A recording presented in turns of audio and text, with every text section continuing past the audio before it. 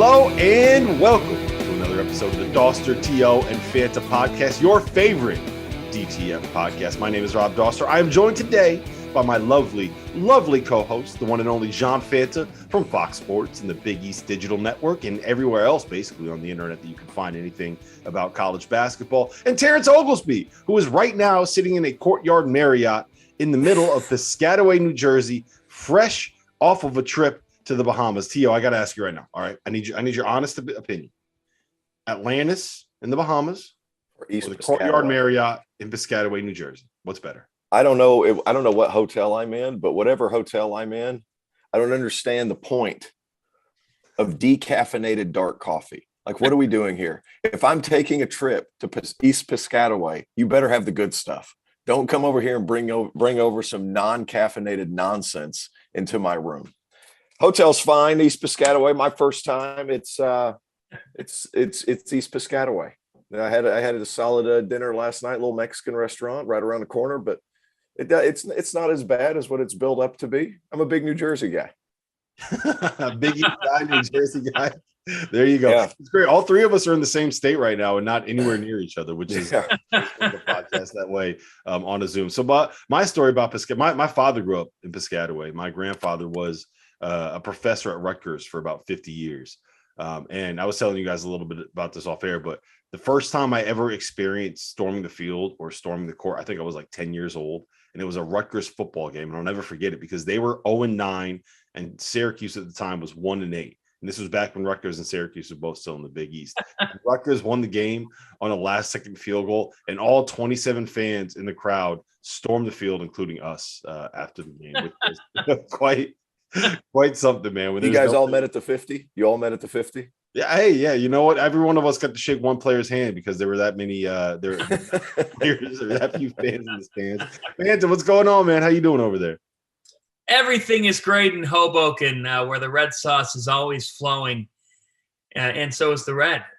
All's well. Hey, new week. We got ACC Big Ten Challenge.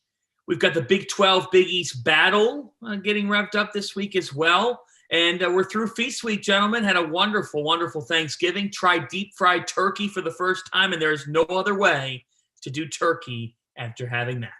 Well, there you go. Yeah, I saw your pictures of it. I was very glad that you didn't end up burning any houses down while you put. I've seen way too many videos of people trying to deep fry a turkey and having it go horribly wrong. So I'm very glad that you survived. Thank you very much for that. And honestly, that sounds like a TO thing. That sounds like a Southern thing. A deep fried turkey. I'm gonna deep fry this turkey. I'm gonna deep fry the stuffing. And remember, I deep fry everything.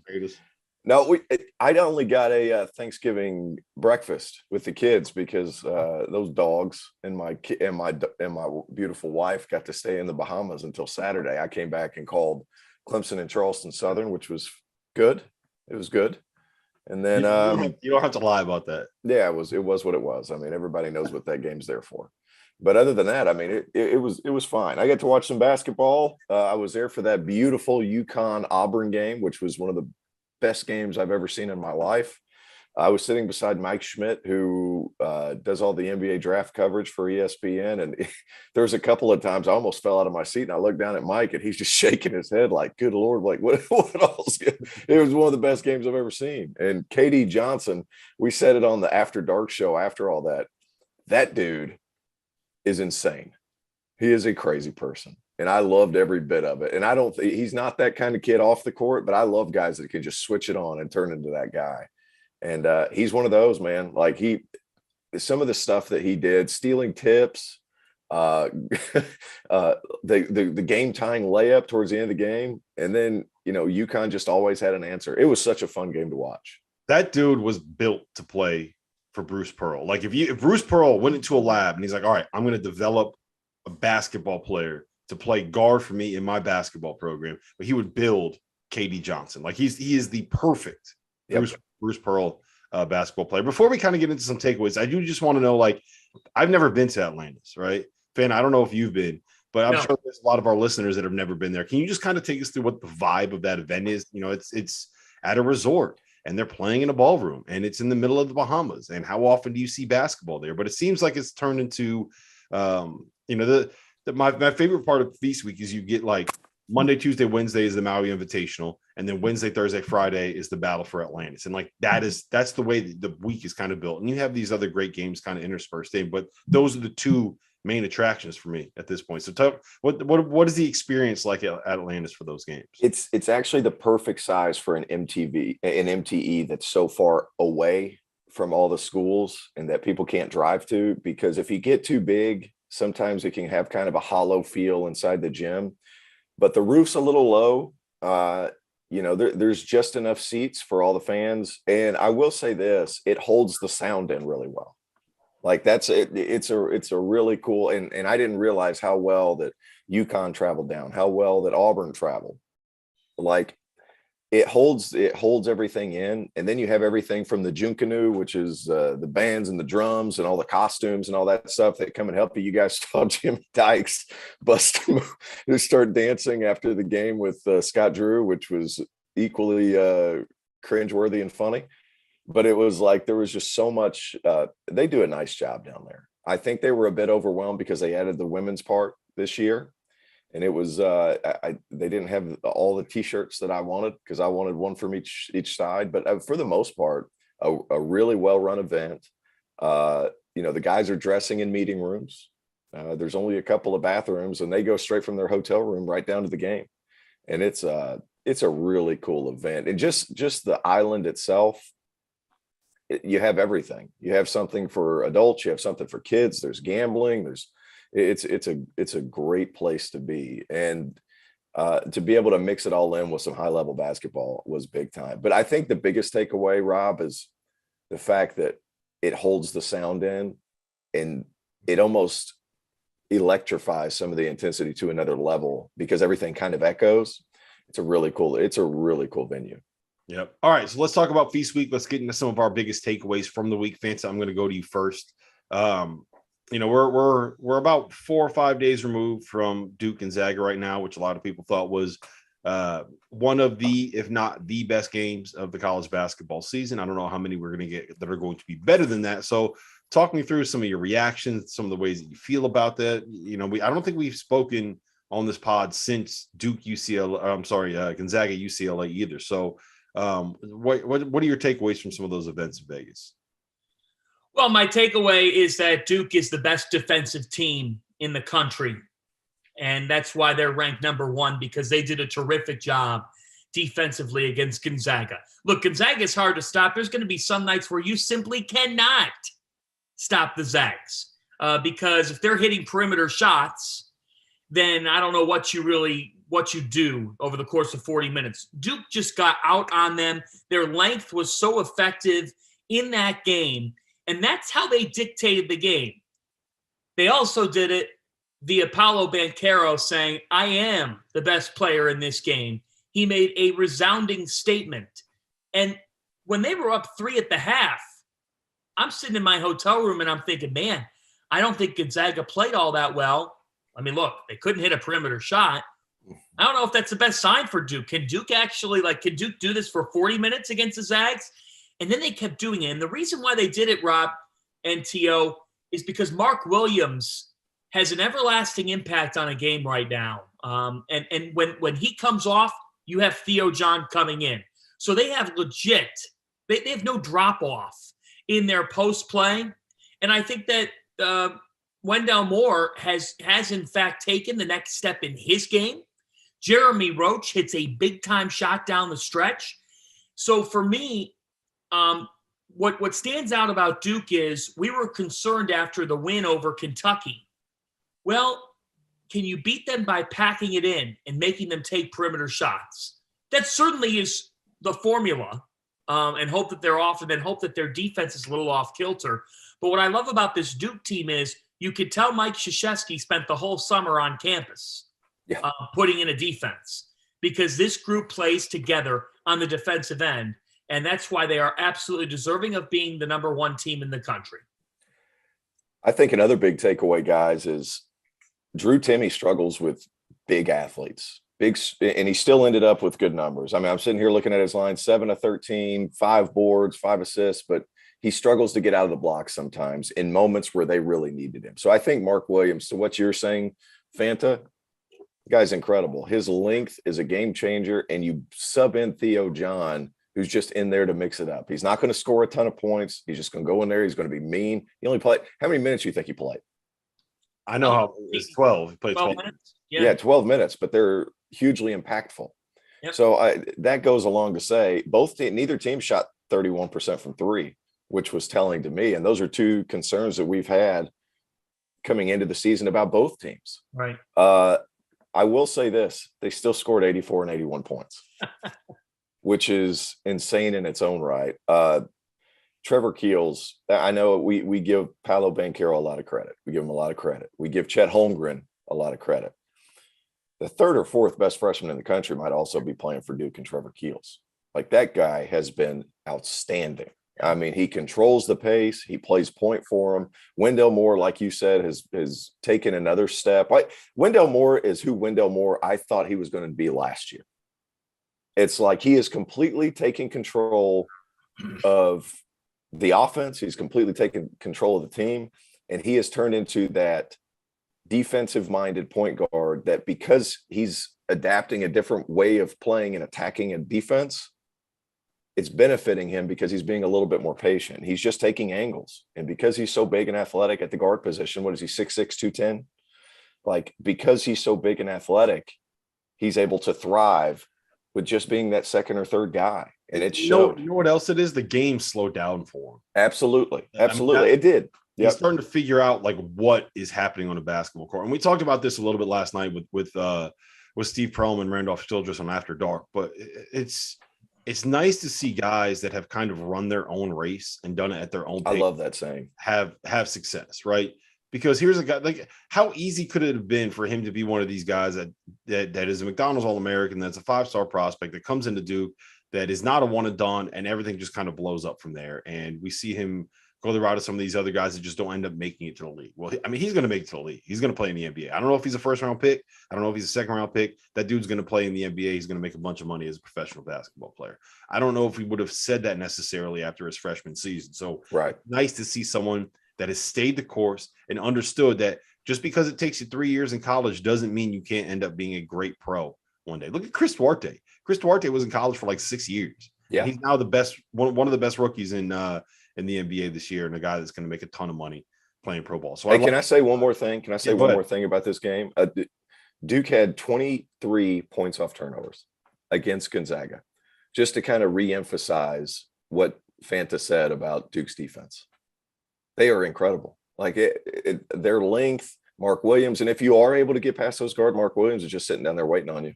Yeah, that's my biggest takeaway from this game, is that Mark Williams is going to have the impact on Duke's defense that we all say Chet Holmgren is going to have on Gonzaga's defense. Yeah. Not 175 pounds. Now, he's not a guy that's going to space the floor. We saw what happened when he took that three and immediately got yanked by Coach K. But his ability to just be 7'1" with a 7'5" wingspan and understand where he needs to be positionally is, it's elite at this point. I don't know what else you can say. Like, he's in the right spot.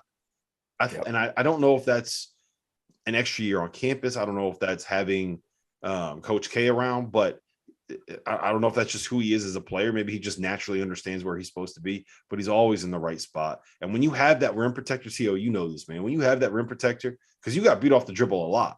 So when you have that guy behind you, you feel a lot better about getting beat off the dribble than you would if you don't have that rim protector. So that was well done. I'm not even going to come back. That was well done.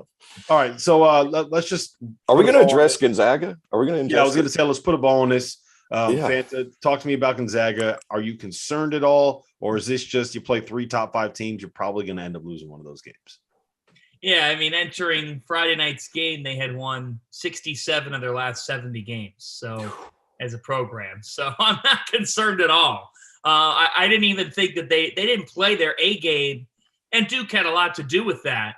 But no, I'm not concerned because I think that this is all good for this team. I think that Mark Few goes back in. It's good to lose. Like it is good to lose some games. Absolutely. Sometimes we get into the thought of, perfect season unbeaten. It is so hard to put all that together. And I think that you schedule these games to potentially have a humbling night and to be able to go back to work. And that's look, I'm sure that's what they're in the process of doing. They played a close game, Tarleton State, but that's the after effects of having a very busy week. I think in Las Vegas, this team is excellent. This team could win it all, and they're going to have to, I think in this game, to T.O.'s point, Drew Timme against that physical elite length. What do you do from a spacing perspective if you're Gonzaga to keep that from being a major issue in a game of that magnitude? So that's something that I'm monitoring. But I think that Rasir Bolden, I think that Julian Strother showed us, again, just the dimension that they provide and the difference that they can make. Like when those guys are on for the Zags, good things are going to happen for this team, like championship level things. So I'm still convinced that the Zags absolutely can cut down the nets, and I would be downright shocked if they weren't one of the last four standing in America, because I think that Andrew Nembhard looks like the best point guard in the country at times. So this Gonzaga team is still in excellent shape, and I'm going to call this a good loss. I don't mind a loss at this stage of the season. In fact, I think it's better to lose in November than to be perfect in February. My biggest concern was kind of exposed with this Gonzaga team, though. Do they have the physicality and the defensive toughness on their front line to be able to compete with the best teams in college basketball, all of whom have monsters this year, right? Like that's the thing about college basketball. The best teams have great bigs, whether it's Paolo and Mark Williams, whether it's Trevion and Zach Edey, whether it's Kofi Coburn, whether it's Hunter Dickinson, and for everything that Drew Timme does well, he's not a guy that is going to be great at kind of walling up and keeping a 6'10", 250-pound post player from getting position and getting to the shoulder he wants to get over, right? Chet Holmgren, great rim protector.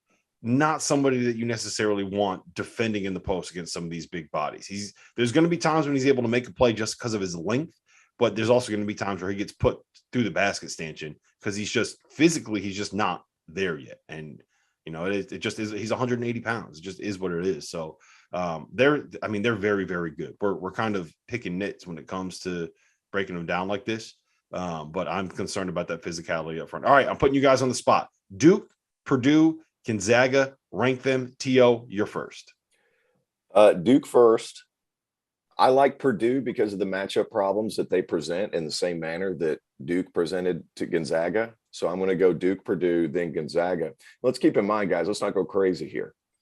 If Gonzaga doesn't turn the ball over 17 times, they win because Duke, 23 points off turnovers? So, a lot of that stuff can be hidden if you don't turn the basketball over, and they turn it over a lot. Nembhard had 11 assists, but 6 turnovers. Timme had 5 turnovers, very uncharacteristic. So my question is, what's the score of that game if Duke does not turn over their Gatorade bucket and keep Paolo from being properly hydrated? Dude, how about that? How are we going to do it? It's easy to get dehydrated in Vegas. I will say that. It's really easy to get dehydrated in Vegas, especially as dry as it is. Oh man, can we get these cramps figured out? Like, we gotta get this dude on the court. We can't have every big game Paolo disappearing for 15 minutes in the second half. I'm willing to chalk game one up. I'm willing to chalk that up to first game nerves, Madison Square Garden, the kids warming up a little too hard.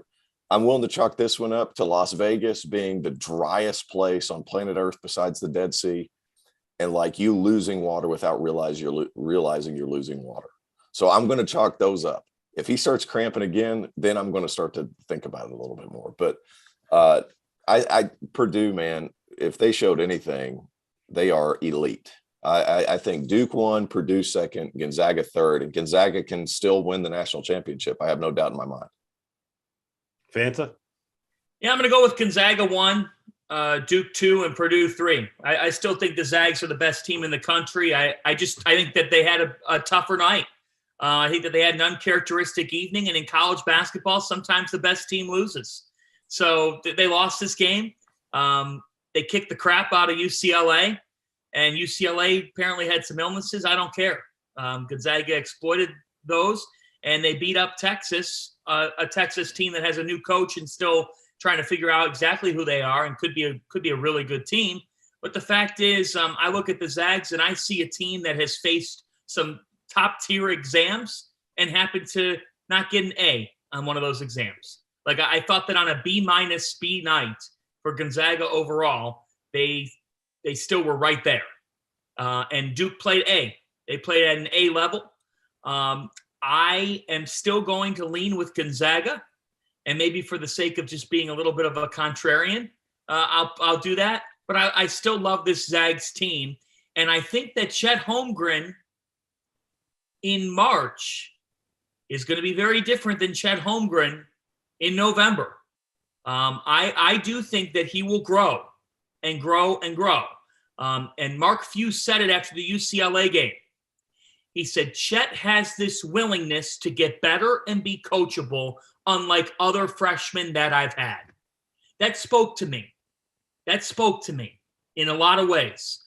So, man, I do think that we would talk differently about Gonzaga. And again, if the queen had balls, she'd be the king. But had they not had the off night against and run into an absolute freaking buzzsaw in Baylor, and I feel bad that they haven't gotten that one national title. And I'm not saying you guys are saying this, but I think the country now, because of this loss, is going to say, I don't trust Gonzaga in the Final Four of the national championship game because they've never been able to do it. And I don't think you can always say that, because I think they can do it. I think it's just really hard to win that national championship. I'm still going to go with the Zags 1. I actually need to see a little bit more from Purdue on the defensive side of the basketball. I agree with the issues with Purdue's defense. I think I would go Purdue 1A, Duke 1B. I think that Purdue's. You can't do that. Yeah, well, I think it's 1A. I'm ranking Purdue ahead of Duke, but it's like by the finest. Purdue's 1 and Duke's 2. Yeah. Here's what I got to say. What is this, participation day? Well, you get participation trophies for your top 3. Hey, look, I'm going to go coach my first basketball team for 6-year-olds on Wednesday, right? And everybody's getting a trophy. That's right. I'm in a giving mood. It's a holiday spirit. We just put up our first Christmas tree. Like I just put up my Christmas lights on Sunday. Like I'm in a holiday mood, a holiday spirit.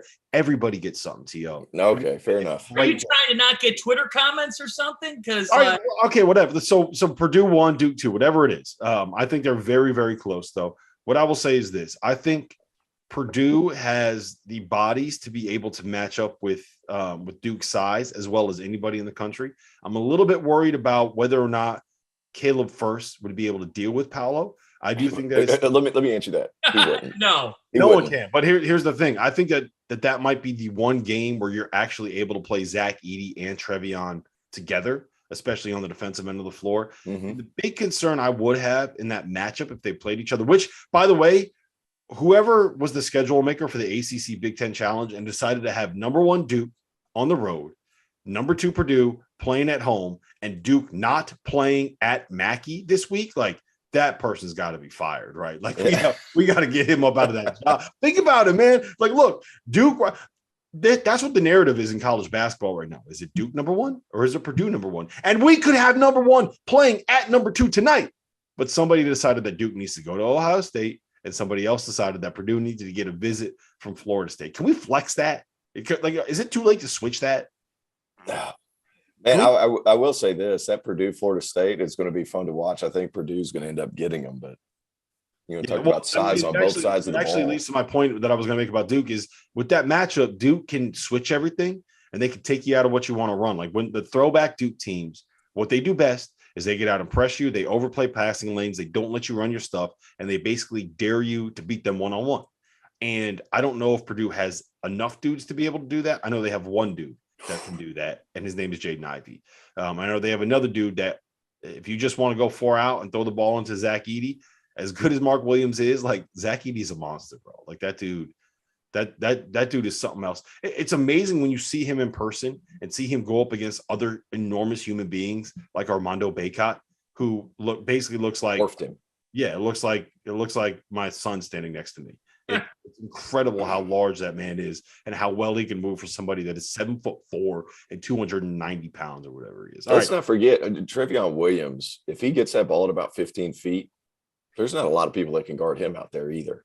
No. And for a Duke team that needs somebody, or if you're going to play against a Duke team that you're going to have to create something on your own because they're going to get out in the passing lanes because they're playing like they used to, not like they have the last 5 or 6 years.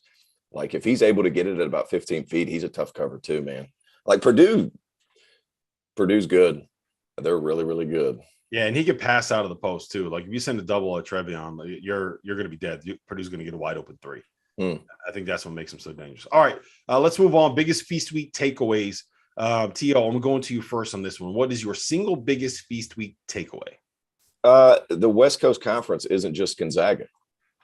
I think with BYU winning and San Francisco both being undefeated, and I haven't looked at San Francisco's schedule, so don't get on me too quick, but they're still 8-0. So, like, they're undefeated. St. Mary's and Tommy Kuzi, I love that guy. Like I haven't had I'm an East Coast guy. I'm in the Southeast. Like I don't have a ton of chances to watch St. Mary's, but watching him at the Maui Invitational or the Las Vegas Invitational or whatever the heck it was over there weren't a whole lot of people in attendance, but he put on a show, especially the first 2 games against Notre Dame and Oregon. Like his change of pace, he's a pretty physically strong kid. So like he gets into the paint whenever he is. He's kind of got this herky jerk game and he's an excellent passer, and St. Mary's has got guys around him. Like West Coast Conference is good. Now, none of them are as good as Gonzaga. Gonzaga's still going to run the table. And if, St. Mary's has a great day. They're going to run the table.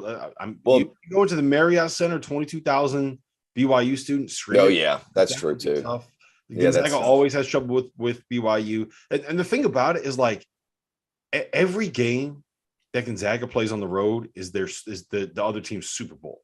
So you're getting literally every single team's best shot. And eventually there's going to be a point when they someone gets them. Kind of like Duke this year. Duke over here on this coast.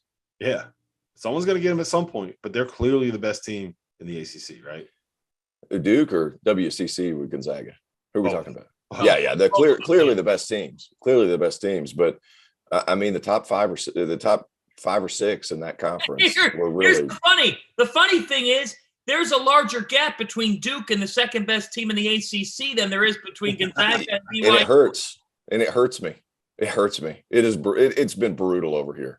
Like I'm sitting here watching every night. I'm thinking this is the biggest Big Ten ACC challenge for the ACC since the start of the event. And what does the ACC do? Go 0-2 in the first 2 freaking games. I'm just struggling. Like they're going to have to, like, this has tournament implications. Fandy, you've talked about it. Doster, you guys have talked about it. Like, sure, you want to lose and grow, or you don't want to lose, but you get what I'm saying. Like Texas is okay with losing. Gonzaga is okay with losing. You're going to be able to grow because you're going to make the tournament. Some of the teams in the ACC don't have that luxury. So what do you need to happen? The conference needs to be good so you can get more teams in. When the conference is strong, when the ACC is strong, they're getting 8-9 teams in. Not this year. And if they do it right, you're probably looking at 5 or 6 as of right now. So like that needs to the next few days for the ACC is critical. Oh, are you kidding? It's huge. Critical. Because guess what? If you don't make some hay this week, you're running out of time. I mean, your league play starts on Friday. Yeah. Okay. And then you might have 1 or 2 other non-conference games. Then we get to the end of December. Once we hit after Christmas, if your resume is lacking, you're in a really difficult spot. Yeah. Like you better get some 2 or 3, even 4 road wins in your league that are somewhat impressive, because you're then forced into a corner. And the fact of the matter is this: if Virginia and Virginia Tech are both without much on their resume heading into conference play, and then one beats the other, it doesn't say a whole lot. Like that's not a resume game changer if your resume is not built up itself. So that's the point. That's why the Big Ten got as many teams as they got in. They did a terrific job in non-conference play. And then when conference play starts, if you're in the conference office, you're sitting in the boardroom with a bucket of popcorn saying, damn, this is fun. I know these 2 teams are going to the NCAA tournament. I have nothing to worry about. Here's that Fox broadcast opportunity, or here's that game on ESPN Super Tuesday. And the loser shouldn't feel all that bad. Like during league play, if a team knows they're going to the tournament, and they lose a game in the middle of February on the road, they're not nearly as upset as if their season's on the line, or in events like this. This is a much more important time than it gets respected for nationally in college basketball, because it is a time where the committee looks hard at and says, who did you play that's out of your that's out of your league, and who did you beat? Mm-hmm. Brutal time for the ACC right now. Like, right. Gotta win games. Manta, give me your biggest Feast Week takeaway. The Florida Gators are a top 20 team in America and might be top 15.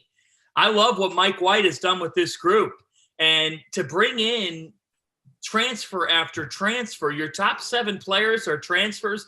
Tyree Appleby with the thrilling game winner against Ohio State. But guys, a Michigan transfer previously there to start his career in Colin Castleton, who is just built. He's made progression. He's an elite post presence. He goes for 11 and 13. Can I add on that real quick about Colin Castleton? Yeah. I don't know if people realize this. The dude is averaging 15 points, 10 boards, 3 blocks, and 2.5 assists. Yeah, guys. Can we put some respect on that dude's name? Like, he is having an unbelievable season. Like, you got to start making an argument about him, like, potentially being in that All-American conversation. I know there's a ton of great bigs in college basketball. Colin Castleton is one of them. You're right about that. Well, I just call them elite. I mean, you don't have to talk to me about I'm letting the people know. Like, this dude's a stud. Yeah, and to bring, like, what I loved about the performance against Ohio State is that they showed their versatility, and that Flanders Fleming Jr. comes off the bench. And CJ Felder too. Yeah, and Flanders Fleming scored over 1,500 points at his previous stop, Charleston Southern, if I'm correct. Mm-hmm. Look, this is a good basketball team. This is a basketball team that had a lot of changes, but I like Mike White and the transfer portal. There's something about that dynamic and the Gators culture. I covered Florida a couple years ago at the NCAA Regional at Madison Square Garden when Chris Chiozza hits the big-time shot against an all-time game against Wisconsin. And I remember being back in the locker room. Guys, I loved what I saw. And it was in that moment that I thought to myself, man, I just got a front door at Mike White, like a front porch look. Mm-hmm. And I thought, this program has it. You know, a lot of people, I've heard that people down in Gainesville actually haven't been the most pleased with Coach White because, I don't know, they want Final Four, they want national title. They've won an NCAA tournament game each year that he's been there. And I think that this is a Florida team that could be a second weekend team that last year should have been a second weekend team, but unraveled to Oral Roberts. Just absolutely unraveled in that game. They were up double digits in the second half. Watch out for Florida here. I don't think it was fluky at all in Fort Myers last week. I love this Gators team, and that was my biggest takeaway during Feast Week because I wasn't sure how good they were. They're pretty doggone good. They're top 10 on KenPom right now. To your point about Mike White, he has been to the last – it would have been the last 5 NCAA tournaments if COVID didn't cancel the 2020 tournament. He's never finished below 41st on KenPom in terms of the team ranking. Wow. Even the year that he didn't make the tournament in 2016, his first season there, they were 21-15, 9-9 in the SEC, finished 35th in KenPom.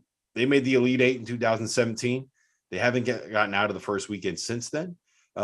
They haven't finished in the race for the SEC tournament or the SEC regular season title. So the thing on Mike White has been like, yeah, Florida's good, but we have a certain level of expectation coming off of Billy Donovan where we need to be great competing for championships. Because that's also like the Florida mindset when it just comes to all sports. Mm-hmm. So I think that he's kind of faced a little bit of the we've been really good.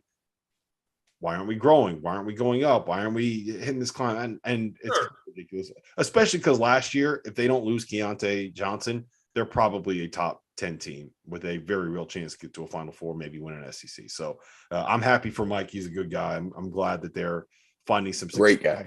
Building a program the way. I mean, look, you mentioned the transfers. I love that he went out and got a couple dudes that were Defensive Player of the Year in their conference. Yes, that's not a fluke. They targeted that. They went after that. They got a couple dudes that were Defensive Player of the Year. They have Anthony DeRuggi, who I think low key greatly improved. Yeah, greatly improved. He's going to find a way into Portsmouth, probably get a two-way kind of a deal because he's just such a damn good defender. Great athlete. I'm very excited to watch the trajectory of this Florida team. I think they have a chance to win the SEC. My biggest Feast Week takeaway is that Baylor is the best team in the Big 12. I think that might be a little bit of a hot take. I think that they have a chance to repeat. But if you just look at the way that roster is built, let's take their top 8, right? Their guards, James Akinjo, guy that averaged 15 and 6 at Arizona last year, point guard that can kind of control the game. LJ Cryer, one of the most improved players in the country, shot maker, scorer, someone that's really showcasing what he can be now that he's not playing behind 4 NBA players. Right. You got Adam Flagler, who is just, I mean, we know what that kid is at this point, right? Just a bucket, just a really, really good college basketball player, great shooter, perfect for a team that wants to be able to space the floor and run ball screens. On the wings, we have Matt Meyer, 6'9", freak athlete, scorer, can make threes. Kendall Brown, 6'8", freak athlete, can guard literally anybody on the basketball court, right? Jeremy Sohan, another guy, 6'8", freak athlete, can guard pretty much anybody on the basketball court. You can't get much more switchable and much more versatile than that trio of wings right there. And then you combine all that with Everyday John and Flo Thamba at the 5, who just understand what Scott Drew wants out of them and can go out there and do their job. That is a terrific basketball team. They got pros, they got shooters, they got guys that can play the way that Scott Drew wants to play. I don't know if they're in the same tier as a Duke, as a Purdue, and as a Gonzaga, but I think they're better than Kansas. I think they're going to win the Big 12 again, and I think they have a very real chance to get back to a Final Four. And if things go the right way, all it takes is one hot shooting night to knock off one of those big boys. So Baylor is legit. They're awesome. Are we going to seamlessly transition into our biggest surprise of the year? Because that was my biggest surprise of the year. I was worried about how Akinjo was going to be able to handle replacing 309 assists from Butler and Davion, who's playing now at the Sacramento Kings. I was worried how that was going to work. But they replaced those guards with elite size and elite athleticism on the wings. And James Akinjo is good enough to make it all work. Like, he's not that guy that they were last year as far as getting into the paint and then finding a perfect pass, but they still have so many shot makers. Kendall Brown, it was my first time looking at him in person. Like, you say when a pro walks in the building, you can tell him and Sohan have that, or Sochan have that. Like, big, broad-shouldered dudes, 6'8", really fluid athletes. That pass that Akinjo passed to Sochan, that wasn't an oop. Sochan was such a good athlete, he turned it into one. And defensively, I knew that Jonathan Tchamwa was big. I saw him in person. That is a barrel-chested human that's 6'10", 260 pounds. That dude is massive. And it's hard to put into words his athleticism. He was getting switched out on the guards and handling it fine. Now, it was Arizona State. They don't have elite guards to get into the paint. But at the same time, like, him just being able to get out there and switch. And we talked about how Mark Vital was so good for that team last year. And Tchamwa Tchatchoua was not that. But he still has the ability to stay in front to an extent. And, man, defensively, that team, so good and so tough and so long and so athletic. Scott Drew, you want to talk about a blue blood from 2020 on, Baylor might be in the conversation. Like, wow. All right, Fanta, give me your biggest surprise of the season so far. Well, it's Iowa State. Yeah, I forgot about that. Yeah. Would have never had them as an unbeaten team to this point with a first-year head coach. I look at what they did in Brooklyn, and I thought they played complementary basketball. I think that they're going to be a factor in the Big 12. If you've never been to Ames, holy cow, is that an atmosphere. There's a real thing to Hilton magic out there. Iowa State has a game this weekend. I'm interested to see now, as a ranked team, bit of a target on their backs. I think that they're the better team in the game. They're going to go to Creighton on Saturday night and play there. Still going to be 19,000 screaming fans there, and a Blue Jays team that actually hasn't looked pretty, but they only have one loss to date. So I think that for Iowa State, like, this is a program that had been so consistent for a little while.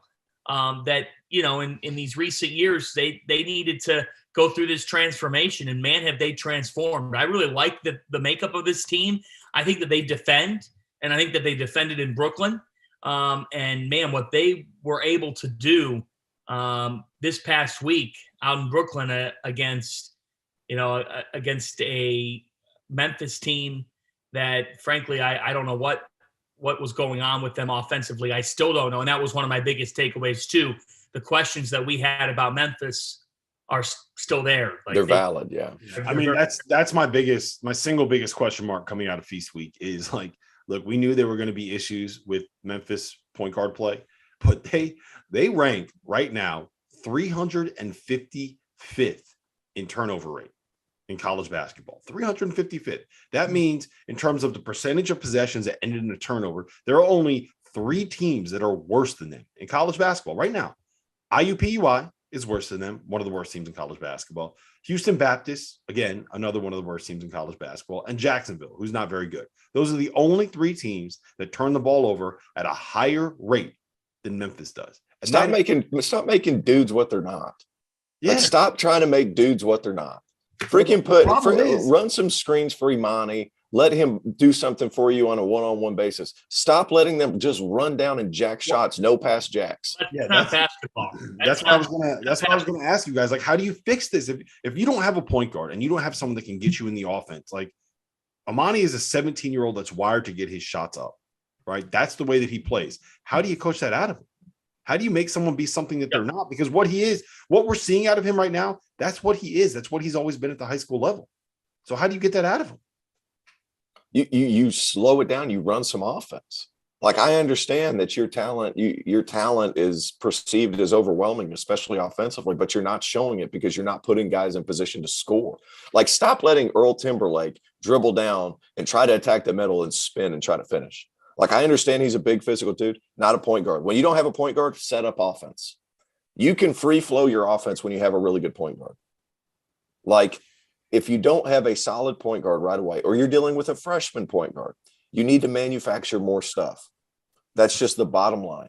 And this whole Imani, Fran Fraschilla was just roasting him. Like, I've never heard Fran get on a team as hard as what he was getting on Memphis. It's like, what are you doing? Like, I was like, Fran's like, what are you doing? Imani Bates is not a point guard. Stop this nonsense. Make him what he is. He's a bucket getter. We talked about it before. I'm pretty sure we predicted this. We knew this was going to happen. Like, stop trying to make him a point guard because Penny Hardaway, you're a point guard. Let Imani do what Imani does. He's a scorer. Let him be a scorer. Yeah, but what this is in a back room when you're talking with a recruit and he wants to be the ball handler, he wants to be the point guard. That then you agree to it, and he's going to come play for you as a result. So what this is to me is a promise that makes no sense. That they're trying to make a kid something that he's not, and that's on the coaching staff. Hey, and that shit's all cute. Those promises are all cute and shit until you're 351st in offense. Then it's like, fuck your promises. Gosh, I'm going nuts right now. Yeah, no, you're right. Forget your promises. Like, you gotta. I'm sorry for swearing so much. Like, forget your promises, dude. You need to get busy, run some offense, and manufacture some stuff. Put your guys in positions to score. How many duck-ins have you seen Jalen Duren do? Not many. Dude, that dude is a Hulk.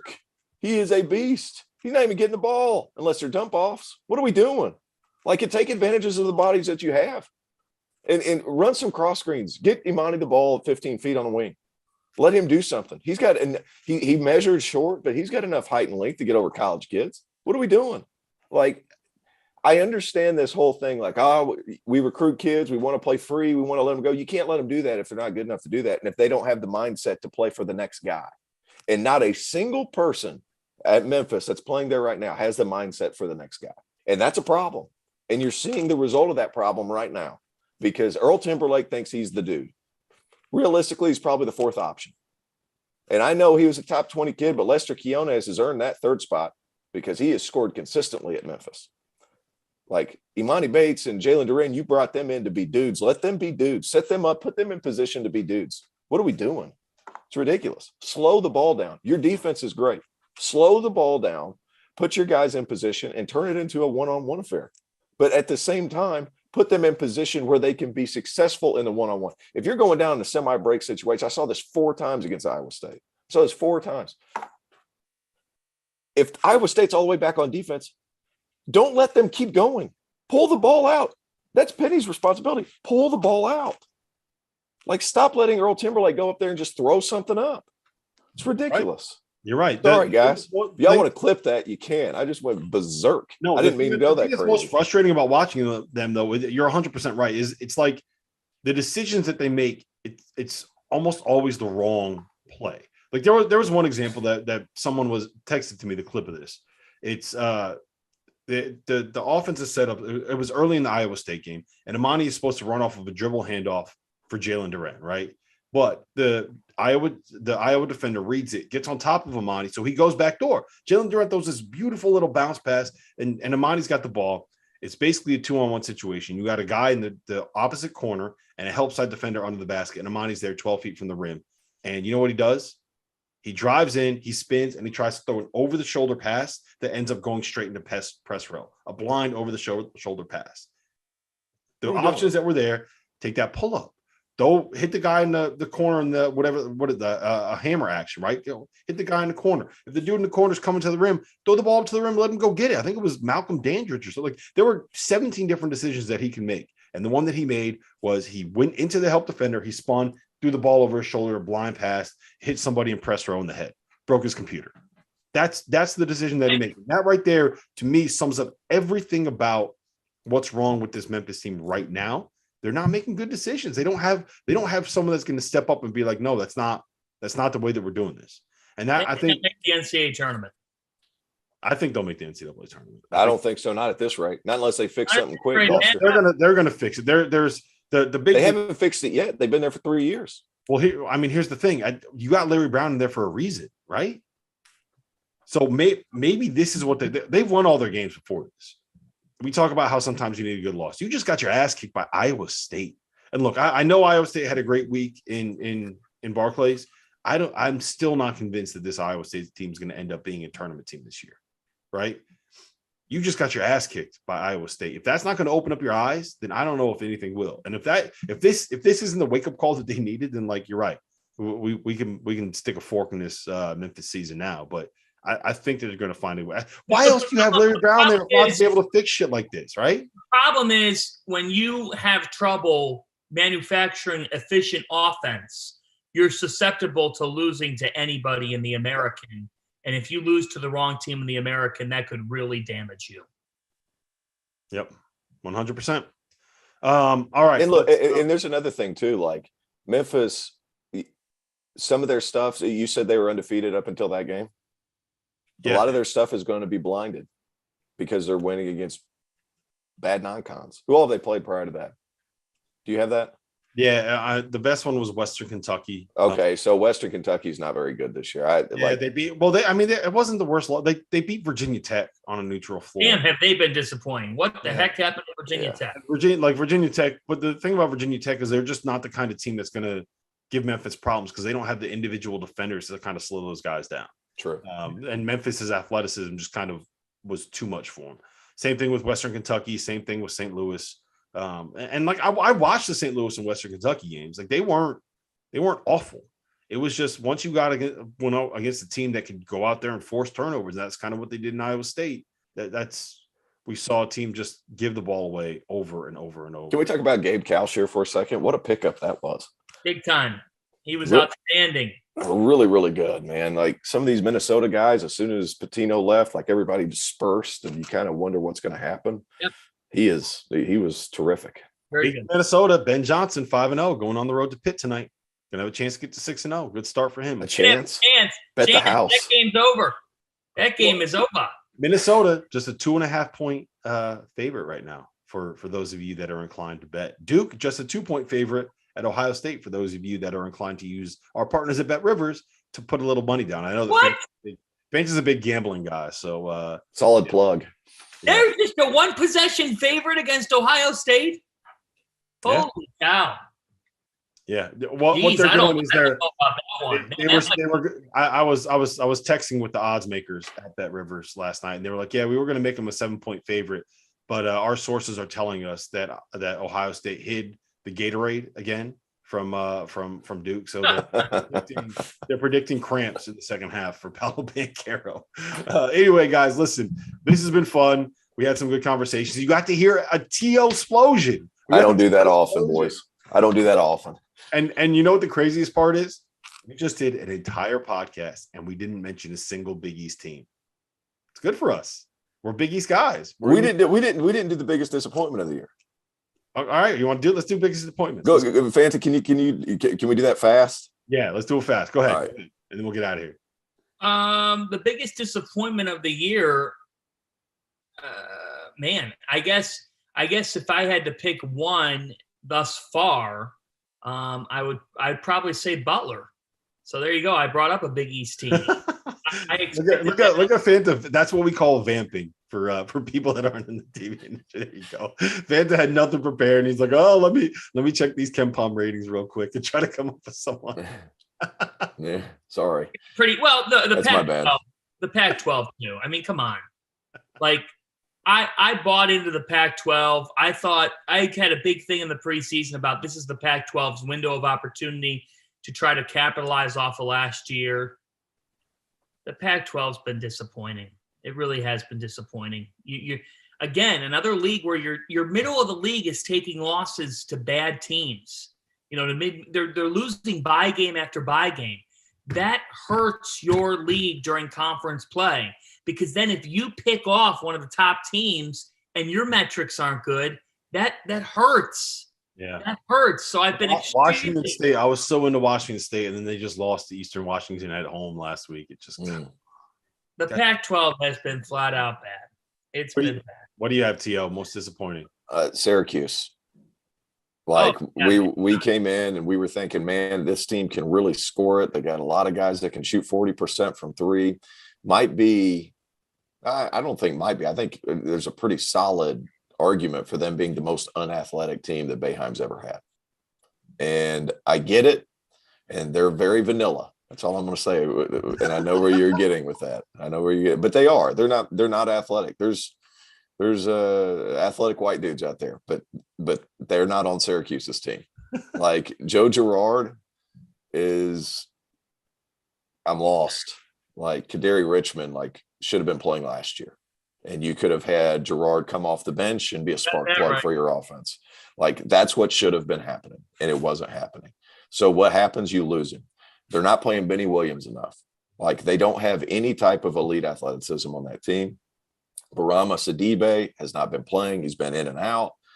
Jesse Edwards has been a pleasant surprise. He's been good. He ended off good last year, but Cole Swider, good player, good piece. Not somebody you should rely on. Jimmy Boeheim, nope. Buddy Boeheim is good, but he's going to be really good if you have guys around him. He's still been good. Let's not go crazy here. Buddy Boeheim's still Buddy Boeheim, but they just can't cover parts of the floor against a team with athletes. And you saw it against Auburn. They just can't cover all the spots that you need to cover in order for that Syracuse zone to be good. And if you look back, and this is not even right to compare it, but the national championship team at Syracuse, who were on the bottom wings, Carmelo Anthony and Hakeem Warwick. Who are on the bottom wings now, Jimmy Boeheim and Cole Swider. It's not a good combination. It's been rough to watch. And offensively, they haven't been good enough to get anything done to where they cover up for those defensive flaws. Yeah, they don't have any. They have all these great shooters. They don't have anyone that can kind of create that first closeout to make sure that those shooters get open shots instead of getting forced into taking tough shots. Nobody to set off the chain of events. We talked about at the beginning of the year, didn't we? I mean, even in the ACC, I worry about who's going to be able to get into the paint. That's my biggest concern. Who's going to be able to get into the paint to force that first help and pitch? There's nobody. And you could do it. And Randolph made a point at the beginning of the year. You can do it by setting about, down screens and then have them curl into the paint, create some rim pressure. They're not doing that either. So it's tough. I feel like I've been negative today. I'm a very positive dude. Well, and here I am being negative. This is what happens when you're in a courtyard in Piscataway and they give you decaf coffee. It's horse shit decaf. So my biggest disappointment was going to be Oregon, but Fanta kind of touched on that already with the Pac-12. which means that I had to switch it up. And I'm going to go with I didn't want to go with Illinois because I think that so much of what they're dealing with right now is a result of injuries and illnesses and not having bodies consistently there for practice. Like when you're trying to install all your stuff and you don't have all of your best players like around to be able to do that, it can be a little bit difficult when you have so many guys being asked to step into new roles. So I'm not going with Illinois. I'm not going with Michigan because I think that Michigan is going to find a way to turn it around. Absolutely. I agree. They have young guys that weren't quite ready for the situation. I'm going with North Carolina because I was expecting that team to compete for an ACC regular season title this year. You have the talent on the roster to be able to do it. You have the bodies. You have a guy in Caleb Love that should be great. You have a very, very good backcourt with Caleb Love and RJ Davis. You have a 5-man in Armando Bacot that should be able to do what the best 5 men in North Carolina are able to do. Brady Manick, Dawson Garth, like there's too much talent on that roster for this team to not be relevant right now. And right now they're I hate to say it, but they're not really all that relevant. When you get your ass kicked by Tennessee and you get your ass kicked by Purdue the way they did at the Hall of Fame Classic, they got a guard. They don't play any defense. None. Here's a hot take for you. If this team does not start playing defense at a significantly better level, they're not making the NCAA tournament. They're going to the NIT this year. That too hot. You left that in the microwave too long. Yeah. Like they're going to end up being a top 5 team in the ACC because look at the ACC. There's going to be 5 teams that make it. Yeah. So they'll make the tournament. I just one NBA scout. You sure about that? I think so. Yeah. That? Who are the 5? Okay. So let's just say right now, the 5 teams, we're going to go for another hour. Duke, obviously. Yeah. I think Virginia Tech will end up making the tournament because they're going to be good in conference. You wait and watch. Florida State. Hard. Florida State. Get there. Louisville's going to get there. Louisville 4. Team in the league. Carolina 5. I think Virginia's still got a chance to get there. Virginia's going to find a way. Tony Bennett's going to figure something out, and they're going to end up going 16-4 in the ACC. My favorite thing about Carolina was during the offseason, they would put out all these videos and stuff on Twitter, like all these universities do. And it would be like Hubert going crazy and saying, like, we got to compete on defense. We got to compete on defense. And it was just a whole bunch of highlights of them getting buckets. Like, they're not playing defense, and they're still not. And there's no scheme to how they're playing defense. We'll see. Ask me Friday. I'm telling you, I don't know. I think it's probably a 4. It's closer to 4 than it is to 6. Maybe. We'll see. The other part, though, Fanta. I'm just saying. I mean, this league hasn't done enough. You got one ranked team. One. That's true. But Fanta, here's the thing. Pac-12, the bottom has been horrible. We just talked about how we don't know if they're going to be able to get all that many bids. The Big Ten has been super disappointing. A lot of the teams in the middle of that conference have not been as great as we expected. The Big East was really good at the start of the year, won a bunch of big games, kind of fallen off. And you know, it's basically a 5 or 6 team league at this point. I don't think you're going to get more than 6 bids. Big East slander. Big East slander. Yeah, I mean, teams not named Butler or Georgetown are 49-9 in the Big East. 49-9. So you think so? DePaul, all right, lock DePaul in to an NCAA tournament. No, I'm not locking DePaul, but Illinois is going to go. UConn's going to go. Seton Hall's going to go. St. John's going to make it. Xavier's going to make it, and Marquette's going to make it. Are you positive that St. John's is going to find a way to get in? I think they'll make it. Yeah, because I'm not. I think they're going to be in for a little bit of a rude. I do, but I think sometimes we give benefit of the doubt to name over sometimes what a team actually is. So does the committee. The committee. Well, we'll see. All I know is that St. John's is not. What have they done this season that has made nothing. You okay? That team is nothing. Good. Nothing. It has nothing to do with the name. They lost to Indiana on the road, right? They lost to Indiana overtime by NJIT. They haven't done anything all else. they can handle out of St. Francis. Like they're not beating people badly. So look, if you know, how about this? I'll put it like this: if St. John's is going to be a team that makes the tournament, then that game against Kansas is going to be a fight. I think they're probably going to lose by 15. I just don't. We'll see. I don't know. I'm a big proponent. Their non-conference schedule wasn't good enough. It's not good enough. But yeah, I mean that's the shitty part about this is that you talk about how the committee just values a name. Like Virginia's not an NCAA tournament team. They're not. But my thing is that I think they're going to find a way to win enough games where they get there. We've said this like the last 3 years. And look, it's it's a very different Virginia team right now than the Tony Bennett's best. Like, he doesn't have NBA wings. There is no Joe Harris. There is no Justin Anderson. There is no DeAndre Hunter. There is no Braxton Key. There is no Malcolm Brogdon. Like, normally he has these big, strong, athletic dudes on the perimeter that can really make that pack line defense pop. Because, I mean, look, when you got Justin Anderson closing out at you, 6'8", long, athletic, contesting your jumper, that's very different than Reese Beekman, who's good. He's really, really good, but he's like 6'2" and skinny. There's an intimidation factor that comes when you have Justin Anderson, and that's not there when you have Reese Beekman coming at you. But he finds a way to get it done. Like, I think he might have found something last night with this Tane, whatever the kid, the freshman. He's good. The kid from New Zealand. He's a good player. Yeah, now he's not ready. He's not ready. They're not. Here's my thing with Virginia. They'll squeak into the tournament. They will. Like, it's just going to happen. They're going to win 16 games in the. They're going to win. They're going to win games. And here's the thing: they're going to squeak in this year. Next year, it could get interesting because Caden Shedrick's a little bit of time away. He's getting close. He's getting really close. Tane Murray is that big physical wing. He's got some good athleticism. White guy, athleticism. There you go. Kind of counter my point earlier. Like, Reese Beekman is a dude. I'm kind of excited about Kihei Clark finishing his 9th year there in Charlottesville, because then the ball is going to rest in Reese Beekman's hands a little bit more. And he shows ability to get in that lane pretty quick now. Like, I think we're a little bit in that building process if we're Virginia, and he's trying to soften the blow with some of these transfers with Armand Franklin and Gardner.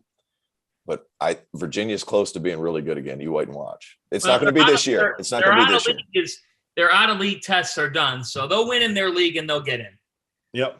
That's kind of where I'm at with the two. All right. Well, listen, it's been fun, guys. It's been we tried to end this like 5-3. This was explosive. This was explosive today. It was explosive. So, for John Fanta, for Terrence Oglesby, my name is Rob Dawson. This was the DTF Podcast.